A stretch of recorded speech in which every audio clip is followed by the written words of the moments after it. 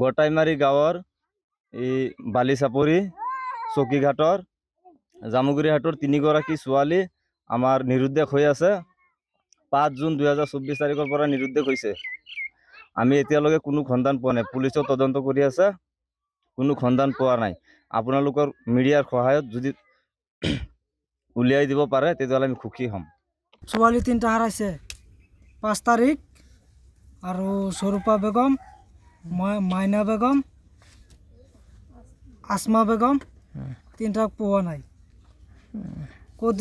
ক'ত গৈছে আমি এইটো ক'ব নোৱাৰোঁ।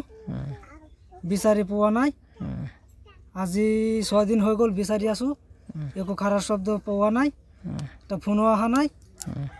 আৰু ধৰক এতিয়া নাৰী কোনোবা বিক্ৰী কৰিবলৈ লৈ গৈছে নেকি, যোগাযোগ হোৱা নাই। আৰু তাৰ কাপোৰখিনি পোৱা গৈছে, মানুহ পোৱা নাই।